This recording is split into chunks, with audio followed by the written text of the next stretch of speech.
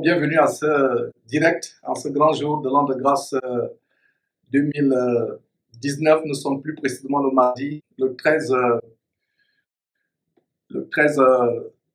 août. Et donc voilà, bienvenue mes frères et sœurs. C'est inhabituel que je commence la série de mes pauses à midi par un fait divers, un fait de l'actualité courante. Et comme je l'ai annoncé, ce serait exceptionnel. Nous allons partir d'un fait de l'actualité pour donner un message, va nous réconforter. Quand nous publions, c'est un fait de l'actualité courante, c'est un fait divers, célèbres de ce monde qui sont décédés, les personnes célèbres de la politique, les personnes célèbres du sport, du spectacle, de la musique, du cinéma ou de la finance. Quand nous publions donc le décès de ces personnes célèbres, ou alors quand nous publions le décès des faux pasteurs, certains faux pasteurs que nous dénonçons qui ne sont pas repentis à nos prédications et qui décèdent, nous publions ces choses. Beaucoup de personnes, y compris les chrétiens, nous critiquent, nous lancent des pierres. Ils s'offusquent en disant que nous manquons de compassion, que nous n'avons pas d'amour, nous manquons de compassion à l'égard de ces victimes ou de leurs familles. D'autres disent que c'est de la distraction, que nous devons plutôt nous focaliser, nous concentrer sur l'enseignement de la parole de Dieu. Voilà donc les critiques que nous recevons quand nous publions les faits divers de l'actualité, les événements des décès de personnes célèbres de ce monde que beaucoup idolâtrent, que beaucoup adulent, que beaucoup prennent comme des hommes dieux ou des femmes dieux. Si vous croyez avec moi que Jésus-Christ est notre modèle, le modèle que nous devons suivre pas à pas, si vous le croyez véritablement, que Jésus-Christ est notre modèle, le modèle que nous devons suivre, l'exemple à suivre par tous les vrais chrétiens à travers le monde, dans toutes les générations, alors voyons comment Jésus-Christ lui-même a utilisé un fait divers, un événement d'actualité, un fait divers, et vous allez comprendre comment Jésus-Christ et ses disciples étaient tellement sensibles à l'actualité. Regardez le reproche que Jésus fait au peuple, aux pharisiens et à la plupart de ses ennemis, en Matthieu chapitre 24. Il dit, vous savez observer les signes des temps. Les hommes savent observer les signes des temps pour en tirer des pronostics ou pour faire certains calculs ou des projections à l'avenir. Nous, chrétiens, nous pouvons observer des événements qui se passent dans la société, des choses qui sont en vogue ou des événements qui sont passés pour en tirer des enseignements. Alors, si vous pensez que nous devons suivre Jésus-Christ, voyons comment Jésus-Christ lui-même, en Luc chapitre 13, utilise des faits de l'actualité pour passer un grand message de repentance. Mes frères et sœurs, nous ne faisons rien de nouveau. Et beaucoup seront bénis en écoutant ceci parce que nous avons reçu des critiques. Ne vous mêlez pas de ces choses, ne montrez pas tel acteur qui est mort, ne montrez pas tel politicien qui est mort, ne montrez pas tel faux pasteur qui est décédé. Nous pouvons tirer, mes frères et sœurs, des leçons profondes de certains faits d'actualité comme le décès des personnes célèbres. Alors, imitons le Seigneur Jésus-Christ. Et vous allez voir en Luc chapitre 13, je pense que vous y êtes, comment le Seigneur Jésus lui-même a utilisé les faits de l'actualité. Alors, nous allons lire du verset 1 au verset 5. Luc chapitre 13, verset 1.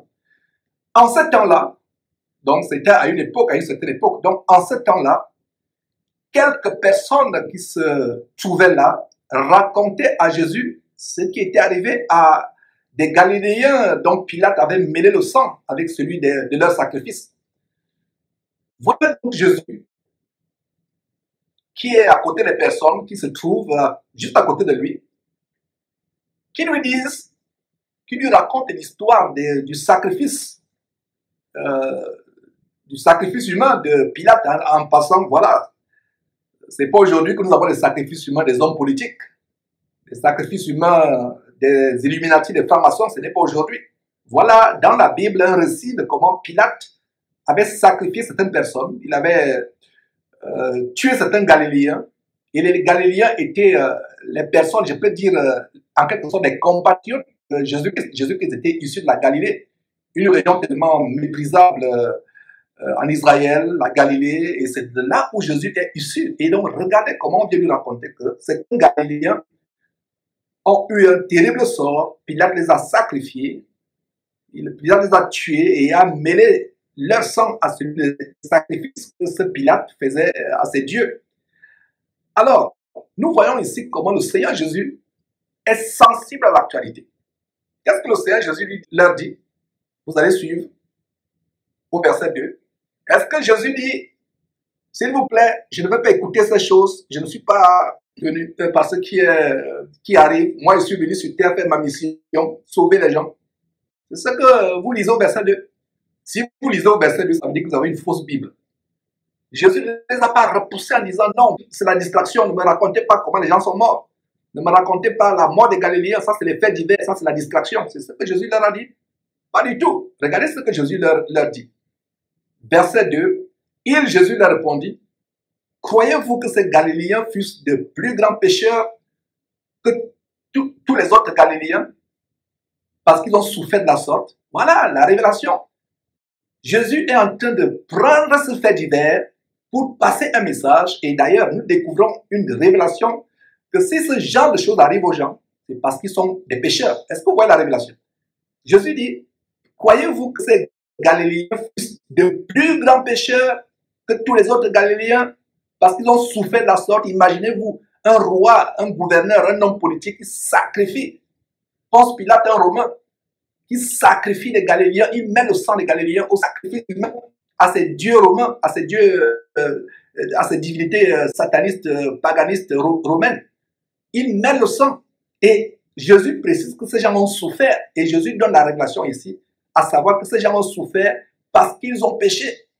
Donc, tous ces enfants qu'on sacrifie, qu'on capture, qu'on sacrifie, ou ces personnes dont on découpe le corps pour vendre soit les parties génitales, soit le cœur, soit les reins, ces personnes qu'on trouve sur les plages à Libreville, dans les rues à Abidjan ou au Cameroun, ces personnes, voilà la révélation, c'est des personnes soit dont les parents ont péché, sont dans le péché, ou des enfants eux-mêmes qui ont péché. On leur dit, les parents disent ne sortez pas la nuit, ne vous baladez pas n'importe où, n'ayez pas de mauvaises fréquentations. Ce sont ces enfants qui se retrouvent charcutés, qui se retrouvent soit dans les glacières pour les organes humains dans les hôpitaux, qui se retrouvent soit en train d'être mangés dans les loges franc-maçonniques ou dans les huttes de marabouts, de féticheurs, par ces gens qui veulent la célébrité, qui veulent s'enrichir. Donc ces gens ont souffert. Jésus donc utilise la mort de certains Galiléens qui ont été sacrifiés par Pilate. Il utilise cela pour passer un message, pour enseigner. Alors il dit, il a répondu. Il ne les a pas repoussés en disant non, c'est la distraction. Je suis venu pour faire la mission de mon Père sur terre, mourir sur la croix. Je ne veux pas entendre ces choses, s'il vous plaît. C'est la distraction, c'est ça? Mais pour ça, n'ayez pas l'apparence de la spiritualité. Quand c'est Jésus-Christ est venu, nous publions ces choses. Il y a un but, c'est pour passer un message, c'est pour enseigner. C'est pour enseigner que nous donnons ces choses. Ce n'est pas parce que nous manquons de compassion. Mais frères et sœurs, si moi je manquais de compassion, je ne serais pas là devant vous tous les jours. Je ne serais pas là vraiment en train de sonner l'alarme, de sonner l'alarme, d'avertir les frères, d'encourager, d'exhorter tous les jours. Je ne serais pas là. Et il n'y a pas plus grande compassion que d'avertir les gens, de dire « Hey, faites attention, c'est la voie de l'enfer. Faites attention. » Donc, regardez mes frères et sœurs ce qui se passe. Jésus utilise donc ce qu'on lui raconte, un fait divers de l'actualité, un roi sacrifié. Qu'est-ce que nous vous montrons dans certains milieux de Jésus-Christ TV? Les sacrifices des Illuminati, les francs-maçons, des gens puissants de ce monde, comment ils font leurs sacrifices. C'est ce que nous vous montrons, n'est-ce pas? Pour qui sont morts, ne pensez pas qu'ils sont plus grands pécheurs que les autres Galiléens. Donc c'est la preuve que toutes ces personnes qui se retrouvent étant sacrifiées, on dit à un enfant, ne te balade pas, ne fais pas ceci, ne fais pas cela. D'ailleurs, c'est le sujet de notre exhortation aujourd'hui, de tirer des leçons, non seulement pour les jeunes chrétiens, pour nous parents qui élevons les enfants, que la mort de cet homme qui a contribué à perpétuer la jeunesse africaine, mondiale même, avec son abomination diabolique de couper décalé, ce genre musical où beaucoup de femmes, de jeunes filles se sont retrouvées déviergées à cause de cette musique. beaucoup de personnes sont retrouvées en train de se vautrer dans l'ivrognerie, dans la fornication, dans la pornographie à cause de ces musiques. Regardez ces clips à la télévision. Vous, chrétiens, qui suivez encore ce genre de choses, ces clips de ces gens mondains, et regardez comment ils sont morts. Alors, Jésus leur dit quoi? Ne pensez pas que ces gens qui ont été sacrifiés ne furent pas de plus grands pécheurs que les autres Galiléens, parce qu'ils ont souffert de la sorte.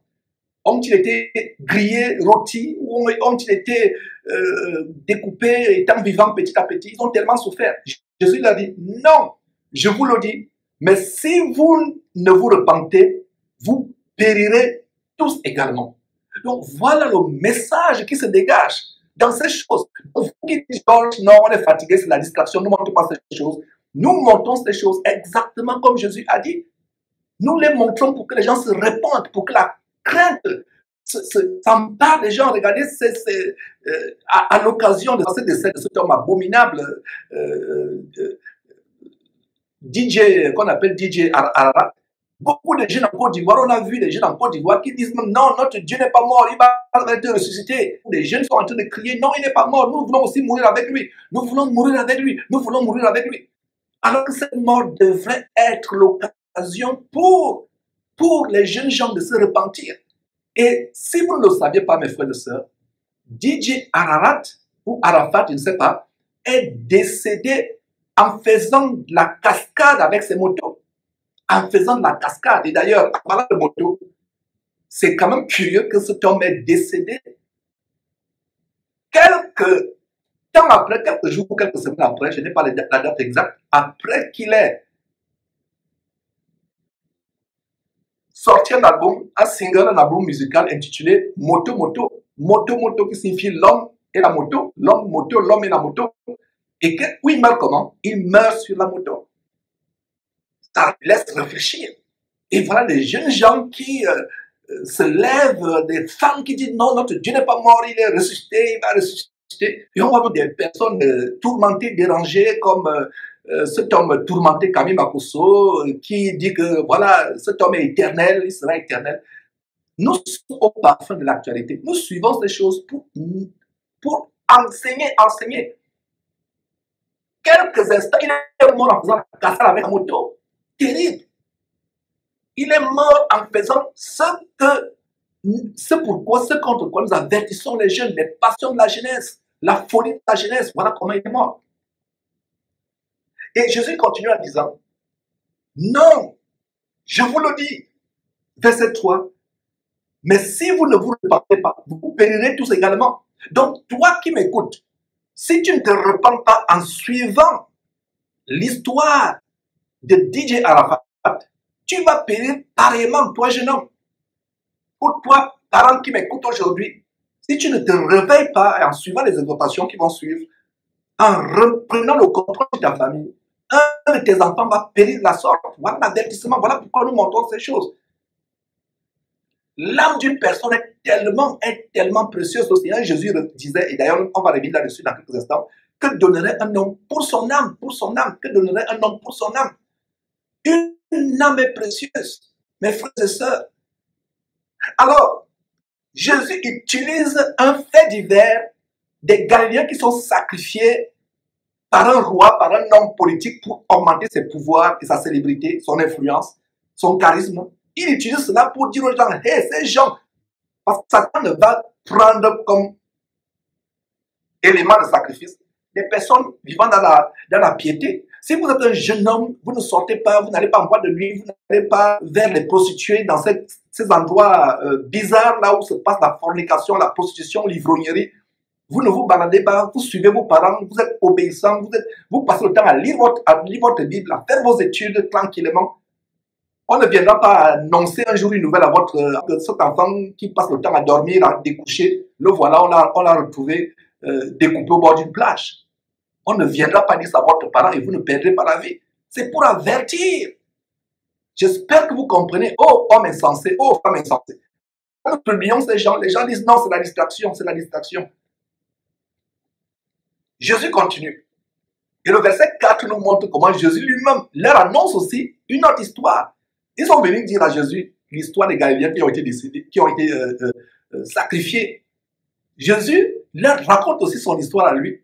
Ce n'est pas les autres qui racontent l'histoire. Jésus lui-même raconte l'histoire. Ça veut dire quoi? Jésus était au parfum de l'actualité. Nous, derrière Jésus-Christ, nous sommes une télévision chrétienne et nous sommes au parfum de l'actualité pour avertir les gens. Donc, regardez au verset 4 comment Jésus dit. Ou bien, ces 18 personnes sur qui est tombée la tour de Siloé, excusez-moi, ou bien ces 18 personnes, 18 personnes sur qui est tombée la tour de Siloé, tous les autres habitants de Jérusalem. Ça fait quoi? Ces gens sont morts parce qu'ils étaient coupables.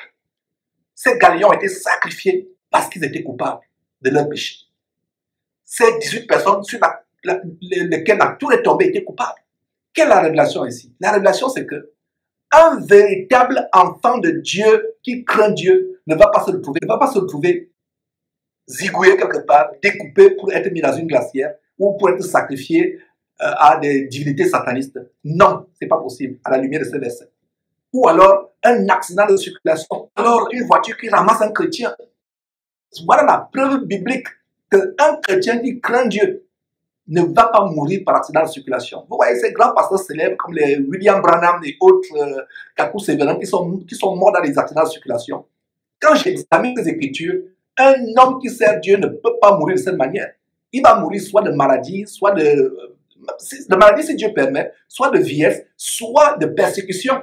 Soit de persécution, c'est-à-dire qu'on le persécute et c'est une joie de mourir étant persécuté par le Seigneur, ça fait mal dans la chair. Mais un véritable chrétien ne peut pas mourir soit exécuté par quelqu'un qui va faire des sacrifices. Parce que la motivation de Pilate d'exécuter ces Galiléens, ce n'est pas parce que ces Galiléens étaient des chrétiens. Non. La motivation, c'est qu'il veut des gens pour sacrifier. Nous ne pouvons pas regarder ce verset qui nous dit comment le diable discutait le corps de Moïse. Moïse était déjà mort. Dieu ne peut pas permettre que le diable nous prenne, nos vrais chrétiens, pour aller nous faire des objets de sacrifice à ces divinités. Dieu ne peut pas permettre qu'un chrétien meure dans un accident de circulation. Cet homme est mort, dans ce jeune homme, Arafat est mort sur une moto en train de faire des cascades. C'est terrible. Donc, ou bien verset 4, ces 18 personnes sur qui est tombée la tour de Siloé et qu'elle a tué, croyez-vous qu'elles fussent plus coupables que tous les autres habitants de Jérusalem? Jésus dit au verset 5, non, non, non, je vous le dis, mais si vous ne vous repentez pas, vous périrez tous également. À 2 reprises, Jésus dit au verset 3, si vous ne vous repentez, vous périrez également. Verset 5, si vous ne vous repentez, vous périrez également. Voilà comment Jésus lui-même prend un fait divers pour enseigner. Est-ce que c'est ce que nous faisons sur Jésus-Christ TV? Oui! Donc si vous nous lancez les pierres et vous nous reprochez que nous manquons de compassion, est-ce que Jésus manquait de compassion ici? Quelqu'un qui est mort est mort. Ce tourmenté fou de Makoso qui dit qu'il est mort, il est éternel. De quoi parle-t-il? Ça ne me surprend pas. Continuez à suivre ce genre de personnes. Voilà comment on utilise un fait divers de l'actualité pour exhorter. Quand nous montrons ces choses, ce n'est pas pour animer la galerie. Ce n'est pas pour faire du buzz. Ce n'est pas pour avoir des milliers et des millions ou des milliers, des centaines de millions ou des millions de vues. Ce n'est pas pour le buzz. Nous montrons ces choses avec la motivation d'avertir la multitude. Que la crainte soit dans le cœur des gens. Mais ce qui est dommage, c'est que on pense que la mort n'est que faite pour les autres. Or, la mort de quelqu'un comme il devait remplir ses adeptes, ses femmes de crainte. Il y a d'ailleurs eu des prophéties.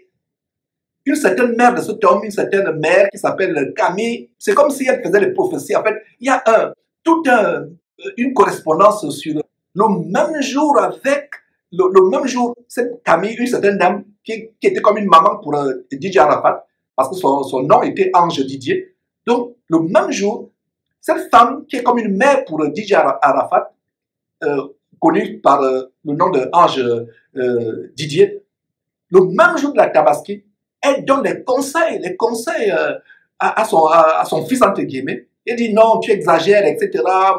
Donc, regardez vous-même, mes frères et sœurs, elle donne des conseils, la correspondance le même jour que cette femme donnait des conseils et il est mort après. Donc, toi, enfant, ta mère a beau te dire non, fais attention, Ne découche pas, ne va pas avec les mauvaises compagnies, ne suis pas cette musique, ne fais pas ces choses. Tu vas dire, ah, la vieille, tu me déranges, comme on dit souvent. Au lieu d'appeler votre père par le papa, ou d'appeler votre maman, vous dites la vieille, ah, la vieille nous embête, ou le vieux nous embête. C'est exactement sur cette correspondance que DJ Arafat est en train de dire à sa soi-disant mère Camille que ah, tu déranges avec ton gros français là, etc. Moi, ce n'est pas aujourd'hui que je fais la moto, ce n'est pas aujourd'hui. Le jour de la Tabaski, et c'est le soir qu'il est décédé. Et lui-même, sans le savoir, a prédit sa mort, comme s'il le savait. Ces gens sont sacrifiés, ça me fend le cœur de voir comment maintenant ces francs-maçons qui sont derrière ces musiques infâmes, ces stars, ils vont faire maintenant l'hypocrisie. Vous voyez des gens, des personnalités, les ministres qui viennent soi-disant se procéder sur la dépouille. Mais c'est terrible, mes frères et sœurs, comment nous manquons de discernement. Alors, nous, parents chrétiens, nous devons faire attention. Nous devons faire attention d'élever nos enfants selon le standard de la parole de Dieu. Nous devons inculquer à nos enfants l'amour de la parole de Dieu, la piété, la crainte du mal, la crainte, je vais dire, oui, la crainte de faire le mal, effectivement, la crainte de faire le mal, la peur du mal, la crainte de Dieu, l'amour pour Dieu, leur inculquer, mes frères et sœurs, des valeurs chrétiennes telles que, et s'éloigner de l'amour de l'argent, de l'amour de la célébrité. Regardez, il y a eu un posting que je lisais avant, il y a quelques heures, quelqu'un qui dit vraiment ce que vous avez posté sur Facebook, comment avertir les parents, comment vous avertissez les parents à l'occasion de la mort de DJ Arafat. Ça m'a tellement touché, mais ma famille est pauvre, vraiment, moi qui pensais tout faire pour qu'il soit riche. Et ce posting quand même m'interpelle, mais tu vas tout faire pour que ta famille devienne riche, mais tu vas perdre ton âme, tu vas en enfer. Que dit la parole de Dieu? Proverbe chapitre 23, versets 4 à 5. Ne te tourmente pas pour t'enrichir. Ne te tourmente pas pour t'enrichir. N'y applique pas ton intelligence parce que la richesse finit par s'envoler. Ces motos luxueuses, tout cet argent, ces bijoux, ces bling-bling, tous ces tatouages sur DJ Arafat, ces locks, faux cheveux, locks ou je ne sais pas, peu importe, locks, qui le faisaient ressembler à un efféminé, c'est où maintenant? Où sont les fans qu'il adulait? Il se retrouve seul dans le séjour des morts, en train de se diriger en enfer. S'il pouvait vous parler, vous ces fans, comme la parabole de l'homme riche et de Lazare.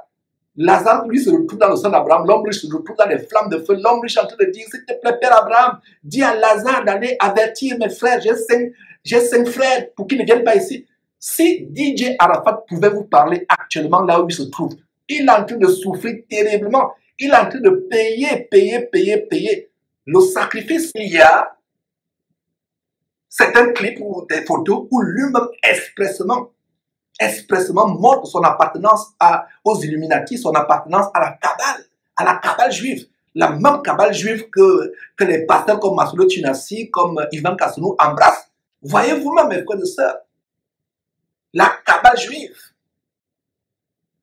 Donc cet homme est en train de souffrir là où il se trouve et il est en train de... Il peut parler à ses fans. S'il pouvait envoyer un message au monde entier en disant, s'il vous plaît, le diable m'a trompé, j'ai passé toute ma vie pensant que je vais être riche, j'ai gagné le monde, je me retrouve seul, je suis en train de souffrir.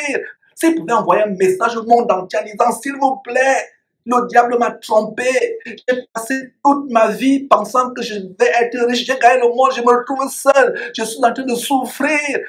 Il est seul, il est en train de souffrir. Toi qui me suis actuellement, si tu n'écoutes pas cet enseignement attentivement, et même si tu l'écoutes et tu ne le mets pas en pratique, tu vas regretter. Combien de personnes ont donné des avertissements à DJ Arafat?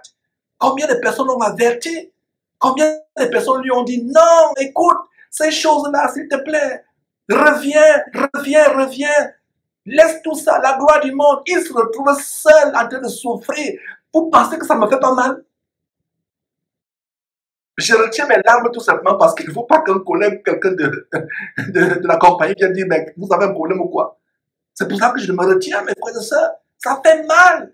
Donc, toi, jeune, qui se trouve dans qui suit ces choses, le vent, le mouvement, combien de fois on a montré des personnes sur Jésus-Christ TV qui décèdent en pleine ambiance. On a montré qu'il y a sur un lac, le lac, je crois, Victoria, un bateau qui s'écoule, il y avait des homosexuels, des lesbiennes, des gens qui s'amourent ensemble, et la vie. On montre ces choses.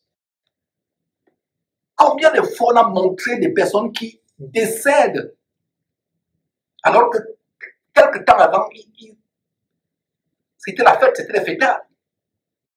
Et vous, parents chrétiens, éloignez vos enfants de ces choses. Prenez vos maisons au contrôle. Cette maison où n'importe quelle musique, les parents, je parle aux parents chrétiens, les parents mondains, il n'y a pas de problème, ils sont mondains, ils ne connaissent pas ces choses. Mais vous, parents chrétiens, inculquez la crainte de Dieu à vos enfants, qu'on n'entende pas dans votre maison des musiques profanes, des choses profanes, des films, n'importe quel film.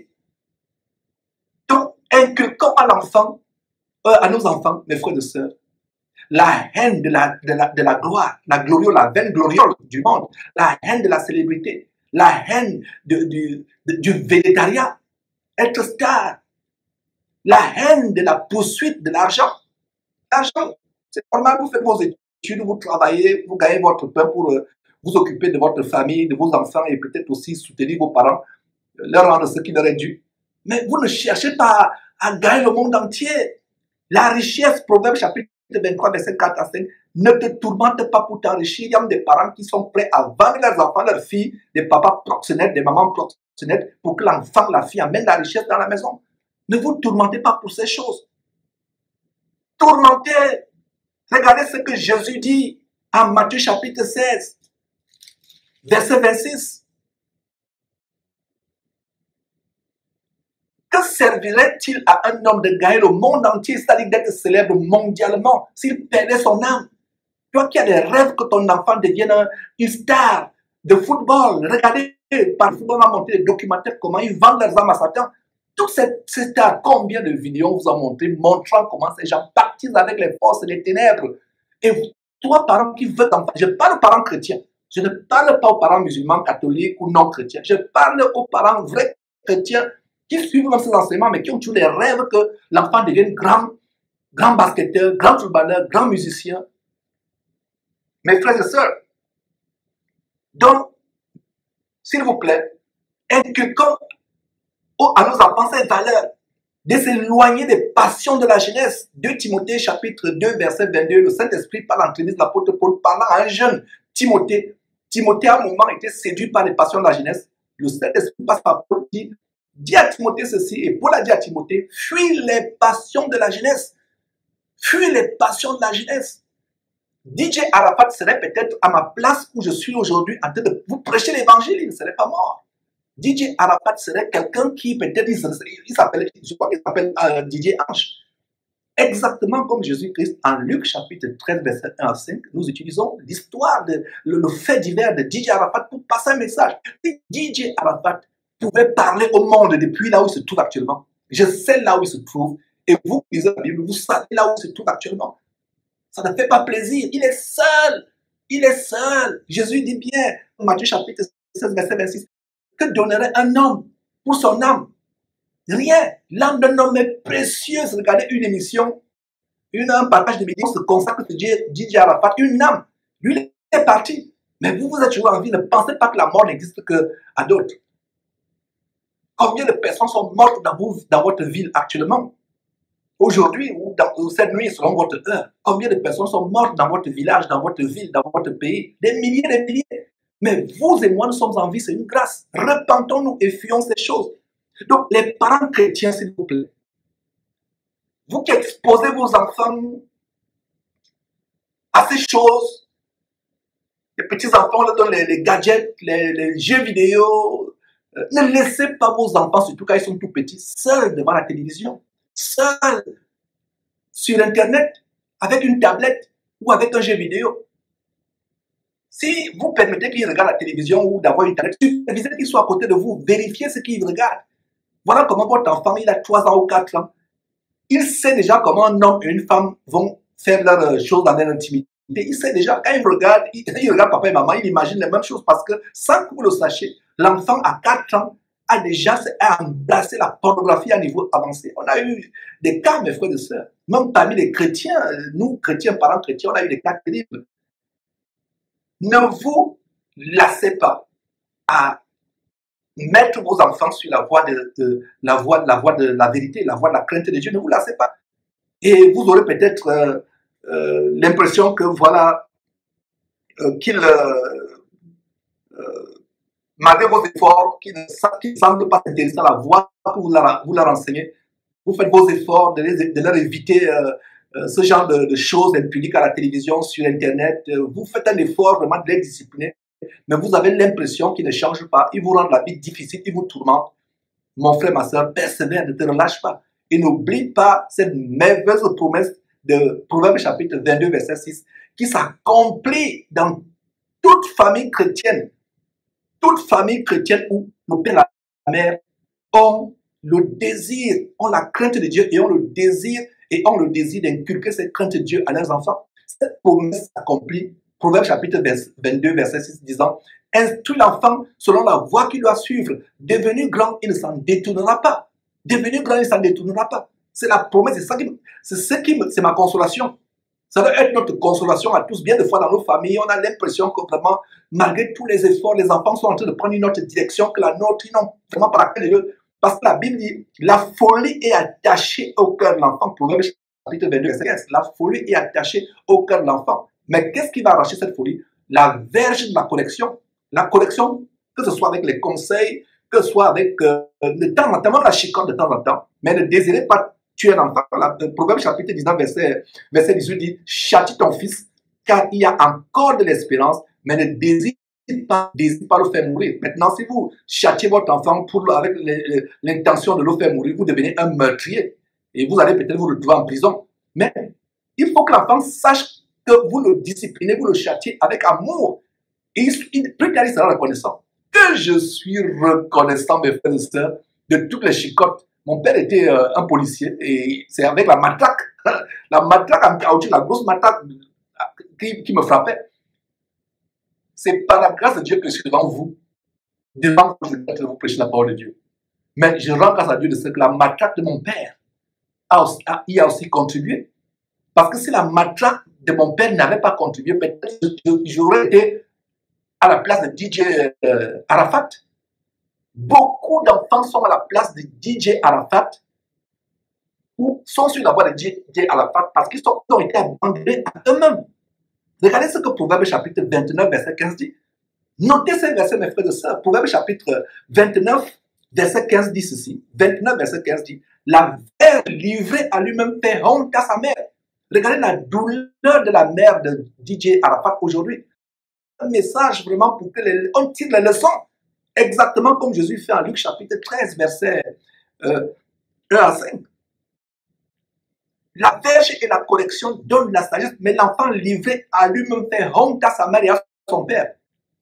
La verge et la correction donnent la sagesse, mais l'enfant livré à lui-même fait honte à sa mère et à son père. Cette maison où l'enfant est roi d'ailleurs, il y a un temps qui a été prophétisé dans la Bible, à savoir que les enfants seront des rois. Regardez aux États-Unis, en Europe et de plus en plus dans les pays comme au Gabon et autres, des pays africains. Punir un enfant, c'est un crime. Nous, à l'école, il y avait la chicotte. Je n'ai pas bien récité ma table de multiplication. Alors, à plat ventre au tableau, on me fesse devant tout le monde. Je rends grâce à Dieu. Aujourd'hui, j'aurais été à la place de DJ Arafat avec les longs cheveux comme un efféminé, avec des tatouages un peu partout. Et je serais peut-être mort. Mais aujourd'hui, par la grâce de Dieu, la chicotte de mon père, la chicotte de mes maîtres me fait être devant vous aujourd'hui. Reprenez vos maisons au contrôle. Chers chrétiens, je voudrais plutôt dire, reprenons le contrôle de nos maisons.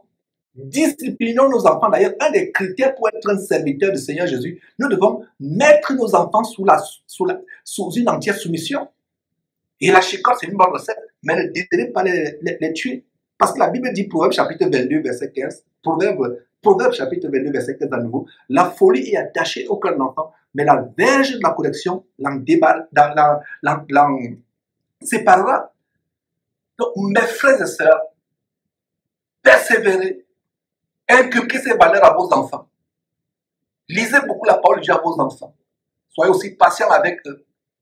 Et si vous pensez, mes frères et sœurs, que vous avez tout essayé et vous avez l'impression que vos enfants continuent à vous rendre la vie difficile, ne désespérez pas. Ne désespère pas, ma sœur, mon frère. Ne désespère pas. Continuez à prier Dieu. N'oublie pas cette promesse. Je crois fermement à cette promesse. Et je crois à cette promesse pour mes enfants à moi. Même s'ils se détournent un jour, même s'ils font des choses terribles, la folie est attachée à leur cœur, mais croyons Dieu, mes frères et sœurs, que Proverbe chapitre 22 va s'accomplir, verset 6 va s'accomplir. Proverbe chapitre 22, verset 6 va s'accomplir, à savoir que instruit l'enfant selon la voie qu'il doit suivre. Devenu grand, il ne s'en détournera pas. Il ne s'en détournera pas. Éloignez de vos maisons tous ces attraits, toutes ces voluptés, ces frivolités telles que les musiques infâmes. Il y a un verset dans la Bible qui dit qu'on n'entende même pas dans votre maison de l'impudicité. Même entente. Or, les maisons des chrétiens, vous ouvrez la télévision, vous y allez. Qu'est-ce qui passe à la télévision? C'est Beyoncé, ou bien c'est les clips coupés décalés, les femmes à moitié nues qui se déhanchent, Les enfants suivent ça. Vous avez des gamins, des adolescents qui pensent que c'est ça la vie.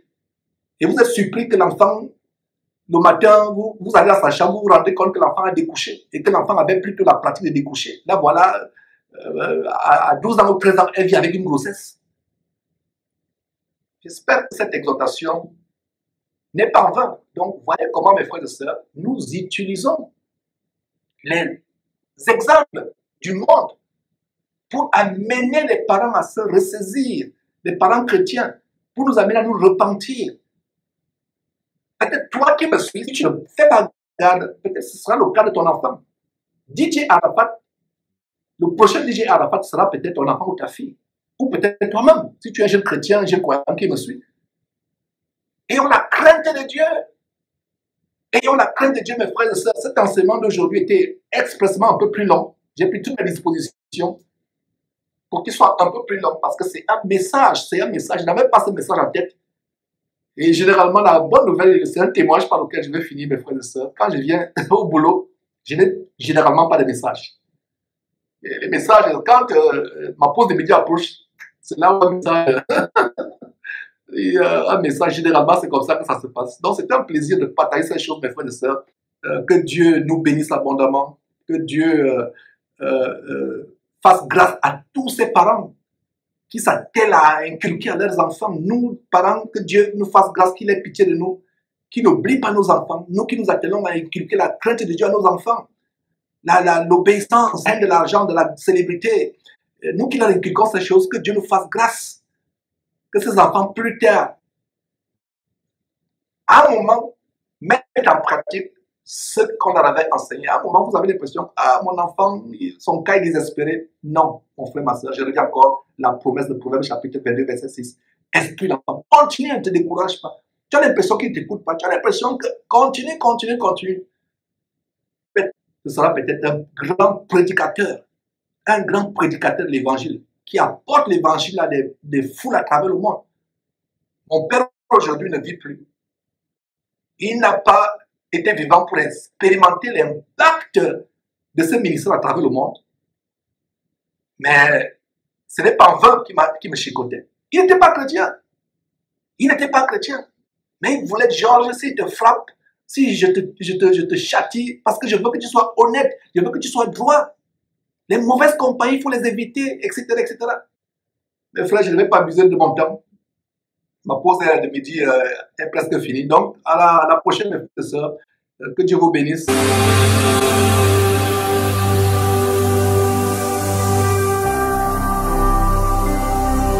Jésus-Christ TV. Vous connaîtrez la vérité et la vérité vous affranchira.